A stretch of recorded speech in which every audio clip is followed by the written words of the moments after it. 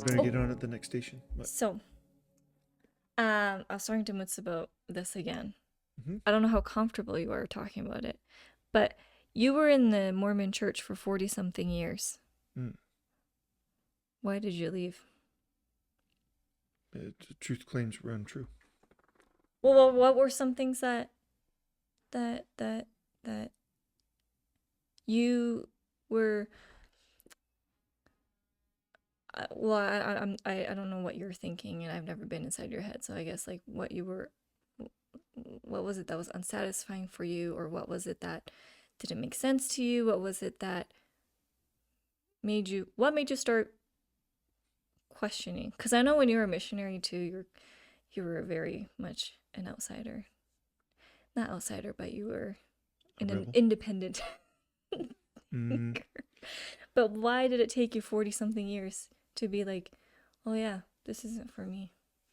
Well, no, it's not that it's not for me. Oh, The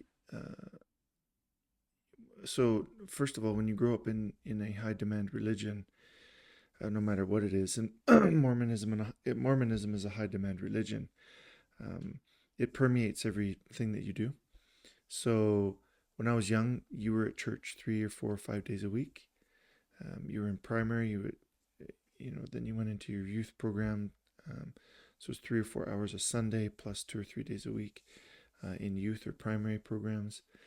Plus, your parents have what's called callings, and so they're always doing church activities. So your entire community is church people and church thought, church language, other than when you're at school. And so that, and then the demands of your time, which I don't really, that's not an issue in serving a 2 year mission. That's not an issue. Those things aren't something I regret. They they help me develop into and have some of the skill sets that I have today that benefit me. So that's not an issue. I think part of it, the biggest part was the deeper you dive and open different books and different corners of the belief system, you begin to find that the claims of it, um, uh, cannot be true, and the stories change all of the time.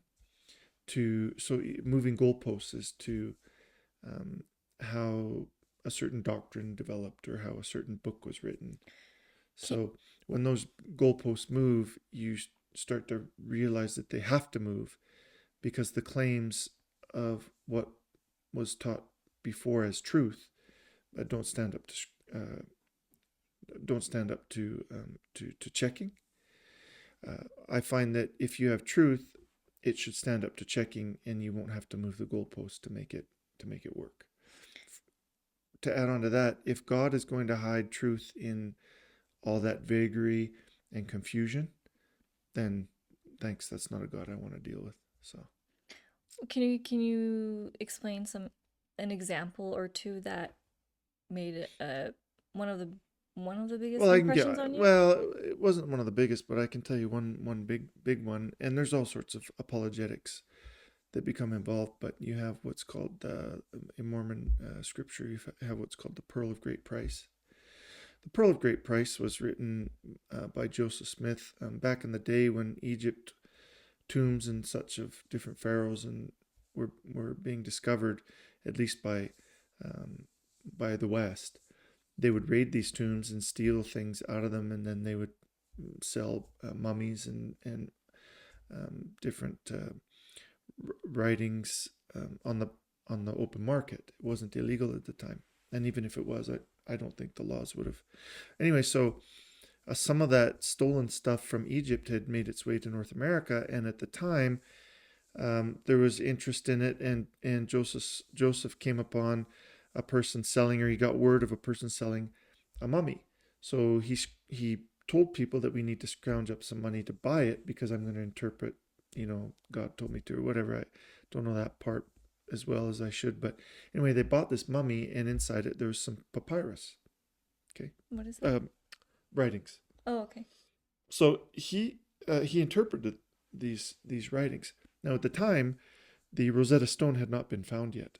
Sorry, what's the The Rosetta Rosetta Stone? Stone is basically translation tool made a long, long time ago that helped the ancients translate different languages. If you Google it, you'll come up with a better description. But the point is that it took the ability, it gave us the ability to understand ancient Egyptian writing. Okay, so Joseph at the time, there was no Rosetta Stone. Nobody knew how to interpret this stuff, so he just made a bunch of stuff up and he wrote it, and he said that this text was from Abraham. Forget the fact that Abraham didn't live in the same spot or at the same time as this funerary text, but he said it was Abraham. So he created a book out of it, and there's pictures in it, and he interpreted the picture and said, who's Abraham? Abraham, Father Abraham, Isaac, and Jacob in the Bible. Is he one that tried to sacrifice his son? Correct. Okay. But many years later, and so it's a whole right. It's called the Pearl of Great Price. Now, in the beginning of the church leader said, if it's ever found out that Joseph Smith this is a fraud, that he didn't interpret this, then the whole church is built on nothing. Well, we did find out. It is just a funerary text. There is nothing special about it. Who found out? Well, you can read it now. There's scraps of it that are left. You can read it. Okay, right? okay, yeah. And Egyptologists have found scraps of it, and they've read it, and they said it has nothing to do with what he wrote. So he wrote like the Book of Mormon? The Pearl of Great Price, which is in the back of it. If we have one around, I could show you. But so it's just one example. And so the apologists will say, well, he didn't really translate it. It was the catalyst for gaining revelation to translate, right? So the factual things that he said, it was from Abraham, written by Abraham in, so those don't line up. So you have to move the goalposts. Well, okay, keep moving the goalposts. And so that didn't stack up. Now, having said that, there's some cool philosophy and ideas in the book, but I have no doubt that he wrote it. There are a lot of people that are very good at writing, and they can write very, very convincing books. Okay, and it doesn't mean that God wrote them. Okay, even the Catholics have their Apocrypha. They have their Bible. It has many, many more books than regular Christendom. Okay, the Protestants and other. So then you would say, well, the Protestants would say, well, those books are really, the Catholics have those, and we don't really think they're inspired or they're prophets, or not all of them are. We don't know really where they came from. Well, the Catholics would say, well, yeah, we know they're books. Well, okay. Well, now where do you stand, right? Why aren't they included? It's not that those goalposts move, but those old books that the Catholics and the Protestants disagree on, they're still old books, and they were written by certain people at a certain time. Maybe not exactly when we think they were, but they were written at a certain time. That particular book that Joseph translated could not have been in any shape or fashion, form or fashion, written or translated or being what he said it was. So you just move the goalposts. There are lots of other things. Golden plates he said he found, his polygamy, stuff like that. Not that I have too much, not that I have too much problem with some of it. If you want to believe it, if you want to believe there's a spaghetti monster in the sky, you go ahead. Wear a colander on your head. I could care less. But some people do. Yeah. Right? Wear a colander. Yeah. And I don't care. Go ahead. I think part of the challenge, people think that leaving that type of religion is easy to do, but it's very, very difficult. Even still, I don't regret it. But after you leave a religion, now you have, if you want some sort of spirituality, you have to look for it, and it's very hard to find. The reason it's hard to find is because everywhere else, if that was man-made, then everywhere else you go is going to be man-made. Mm-hmm. And so God hides in corners, but they're not in the corners, I think, that we typically look, maybe in like religion. But you can't make your own religion because now you've just opened up a door to man-made religion. So where's God hiding? And I think that's a challenge that a lot of people have. So they get into yoga, they get into meditation, they get into all these different things, Far East religions, and that's great. And they try to find it, they get tattoos all over them and think they're spiritual all of a sudden, and they do this and they do that. I guess if I died today and went up to, because I believe there's a higher power, if I went up to the pearly gates and God came to them, I would literally say, where were you hiding? Because, you know, you could have made it a little bit easier. And oh, by the way, if you hold me accountable, I'm going to be really mad. Because Accountable for what? accountable for not choosing a certain good choice at a certain time. Okay. I'm to say you can't hold me accountable because you were hiding. Why would you play hide and seek like that? Right? And so, I used to get angry about it and was pretty divisive with certain family members, but not anymore. If you want to believe that stuff and give your money there, you go ahead. But I believe God is hiding somewhere else, not there. That's why. A lot of religion is a function of what makes you feel good. Right? Yeah. A lot of it is a function of where you were born. A lot of it is a function of what your parents did. So, and those things are fine. But I think the claim that you can make, no matter what religion you are, that if you don't believe in this religion, you're going to hell, or if you don't do this way, you're going to suffer burning hellfire forever. I think number one, you're making God in your image, and number two, it's extremely arrogant. I think that's arrogant. I think it's extremely arrogant for you to think you know how God's going to judge people. So, good luck. And like I said, I'll have that conversation with God. I'm not going to have it with lunatics down here. So, right? And that's why I like Japanese religion. There are basic premises of it that I think are really, really cool.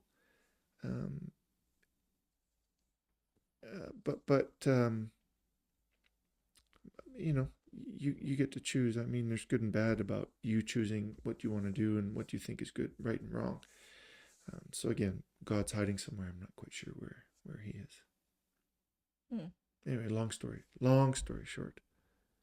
Shorter. Long story shorter. There you go. I remember you really got into it. Maybe you got into it before, but it was in Saudi that you were.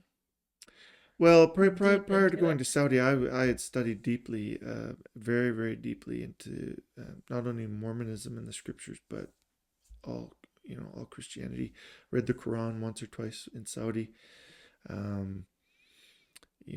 Studied the Old Testament, the Torah part of the Old Testament. Listened to some Kabbalah. I was very interested in some Kabbalah Judaism, more mystical Judaism. Very interested in the temple rites in the Mormon faith, in particular. What's the temple rites? Well, in the temple, the stuff you do in the temple. Oh, okay. I was very interested in how the King James Bible was interpreted and the politics that went into that. And so I did a deep dive, and I've forgotten a lot of it because I haven't kept up with it. But there are still authors that I read because I find their writing so interesting, like Margaret Barker is absolutely fascinating to me. Jordan Peterson, his take on the Old Testament and New Testament, I find fascinating. And not because of the writings are religious, so to speak, but because he relates it to the human condition, so more psychology, which I think is the application that those books and readings have anyway. Right? It's to help us discover ourselves. I'm not so sure it's so much to tell us what to do. Like the story of Adam and Eve, I think it is interpreted insanely wrong by almost all religious people, in particular Mormons. Um, but I don't know that religious texts are there for. There are some religious texts that are there as rules for the time and should be taken at face value. But I believe most of the time the ancients wrote scripture to convey their thoughts on psychology or their idea of what the human condition is and why it is such. Just like the Greeks did with their Greek mythology. They had to explain the human condition somehow, so they made up a bunch of gods. Mm. And that's cool, and it worked for them. Mm. Right? To explain their own psychology and their own thing and what they did, and I think that worked. Mm-mm. So I don't pay attention to it too much anymore. So other religions, like hockey, that's my religion. I know. Hockey. I've noticed I've drifted more into politics, like on X and stuff, and I got to delete that because it's horse shit. Instagram, only to get the news. Like, the news doesn't come easy if you focus on legacy news. So again, now the truth is hiding, right? Is it in legacy news or is it in the new media? Well, half the stuff on here is garbage and half the stuff on there is garbage. So now the truth is hiding. People lie, but they don't know that they're being lied to on both sides. Very, very frustrating. And I don't really like it. So as a person that looks for truth, I do know when I'm being lied to, but that lie is better than the alternative lie that these guys are peddling. And so I have to go with this lie. Does that make sense? Let me give you an example.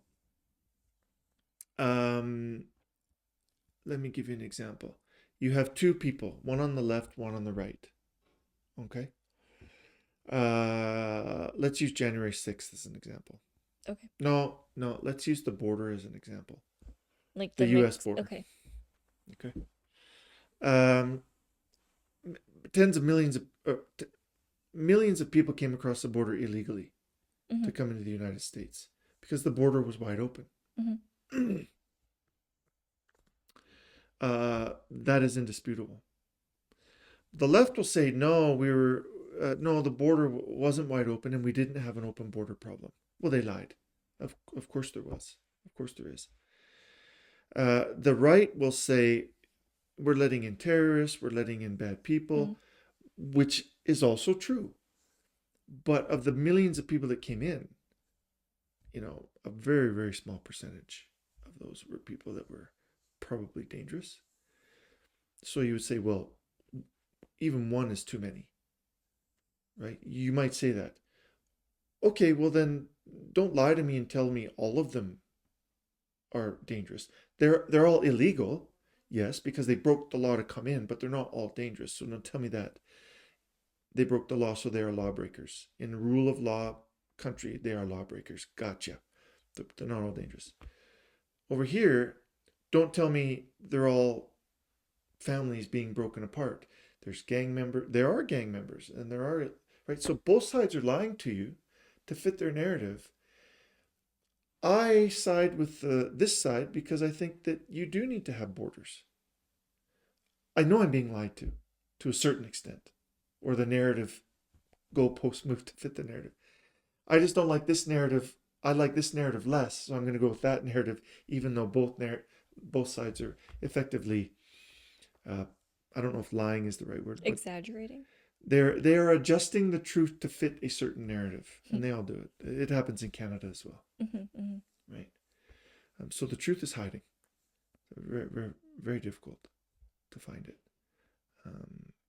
Very frustrating, and that's why you said social media only exacerbates the hiding of the truth, which is why you see very, very few people in the center anymore. The bell curve used to be on the left, and then it would go, people were very centrist. Okay. Now political parties are so, some political parties, or at least the members of the political parties, are now in the tails of the bell curve. and that the top of the bell curve has become very, very narrow, right? And this plays out in this plays out in election results.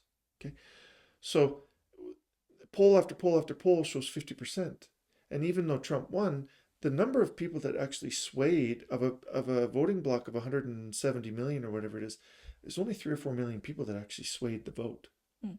It's a very small percentage, because those people are the ones that move with, they're not so tribal. They try to, their feelings at that time get them to vote. But in the old days, that bell curve was much wider, and everybody ignored the voices on the tail ends, both sides. But now they're very loud, and so it's very, very difficult to understand what truth is and what is not, and what is not voices of extreme, both sides. Yeah. So it's tiring. It's tiring reading the news, trying to find out the truth. So what are you gonna do? I don't know. You could turn it off, but then you never find the news. Yeah. Right. You can listen to CNN or CBC or Fox News. It's all horseshit, really. It's just a narrative. So anyway, but I do know we get to vote, and in the States they have not a democracy. The United States is a republic, but in Canada it's largely a democracy, and it's really frustrating because you can literally have the wrong side become dictatorial very, very quickly here. So that's unfortunate and frustrating. Yeah. Yeah. Anyway, I've done a lot of talking, but a little bit deeper subjects or whatever. I find Canada very, very frustrating. I'd love to leave. Wouldn't know where to go. They're going to ban more guns tomorrow. I don't know if you know that. No. Who knows what they're going to ban now. And so I'm the most law-abiding person in Canada as our gun owners, because we're vetted every single day. Every day, if you have a gun license, you're vetted by the RCMP. Every day they run your name to see if you've been involved in a crime. We're not the problem, but now they're going to do more. They're going to take away more rights. And what people don't understand is rights are not things. If a right is two things. Rights do not depend upon the labor of others. Got that? Rights cannot depend upon the labor of others. Because if a right depends upon the labor of somebody else, sooner or later you will force that person to perform in order for you to have that right. Okay, so healthcare. Healthcare can't be a right because it depends on a doctor's service. So what if all the doctors wanted to leave? You could force them to stay to have that right, but now you're just forcing some, right? So a right cannot depend upon somebody else's labor. It can't. Okay. So it has to be inalienable. Okay. The other thing with rights is rights are not for normal circumstance. Rights are for special circumstance. And just because you don't exercise a right doesn't mean it's not a right. So for example, in Canada, people said,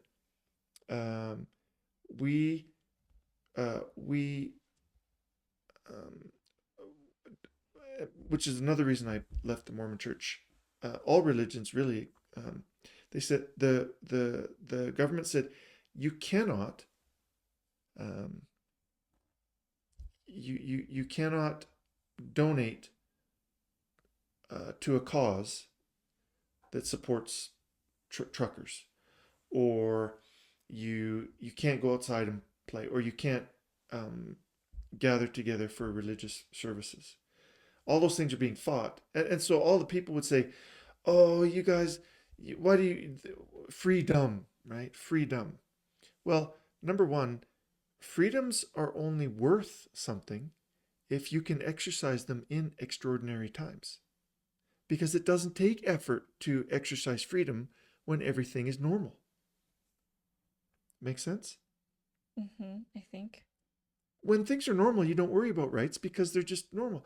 But Mm-hmm. when rights are expressly for the times when things are abnormal. Okay, yeah. Okay? And if a government can take away rights when things are abnormal, then they're not really rights in the first place. They're government gimmies. Mm-hmm. The government giveth and the government taketh away. Mm-hmm. Right? So in Canada and Europe, you don't have rights. People need to understand that. You don't have rights. The things that they call rights, you don't have. So, right to housing, you don't have a right to housing. You don't deserve housing. Nobody deserves housing, right? Um, because to build somebody's house, to provide a house for somebody, they have to take from me, a taxpayer, to provide it. They have to make someone build it. Yeah. And then that person gets to live in it for free. It's not a right because it depended upon the labor of somebody else. Then, if you do not have a right, like in Canada, they just before Parliament ended, they were going to take away the right to post online. You couldn't like in England, you can't post offensive things online. Well, who determines if it's offensive? Well, the group you're with. Like the government, right? The group you're with, the tribe you're with. There are certain tribes that you can offend, and there are certain tribes you can't offend. You can't offend white males, but you can offend transgender males. So different tribes can be offended at a different, like, you see what I'm saying? So if somebody posted online and said, white males suck and they've never, they have all this white privilege. Well, to me, that's offensive. Well, even though I find that offensive, the people who post that aren't going to get in trouble. But if I posted men can't turn into women and women can't turn into men, well, and they say I'm offended, now I can get in trouble in the UK, for example, and Canada. It's coming here too, right? Well, who gets to decide which offense is greater? You see the slippery slope? If America falls, then the rest of the world falls. Because Europe and Canada will go that route. Canada, it's coming in Canada. You won't be able to post offensive things online. Yeah. And if you do, you get in trouble. The police will show up at your door. It happens all the time in the UK. Really? Yeah. You do not have a right to be. You do not have a right not to be offended. You just don't. Until now. But that's all emotional. And people call Trump a fascist. No. That's all emotional though. Like it's the way. It is closet fascism couched in moral superiority. That's all it is. And people cannot see it. They can't see it. Or they refuse to see it. That is fascism. Thought police, right? It's parasitic. People that believe that certain groups can be offended but others can't. That's a parasitic thought. It's worse than racism because it transcends. It transcends the disgustingness of racism into the disgustingness of thought policing. Right? Racism is inherently disgusting. You judge somebody only based on the color of their skin. That's disgusting. The reason I say fascism or this thought police stuff that's happening in the UK and Europe and soon to come to Canada is worse is because now it doesn't matter your skin. Now they're telling you what you can think in your mind. That is even worse. See what I'm saying? So, scary stuff, frustrating. And I'm not hopeful for Canada, to be honest with you. I'd like to get out. Yeah.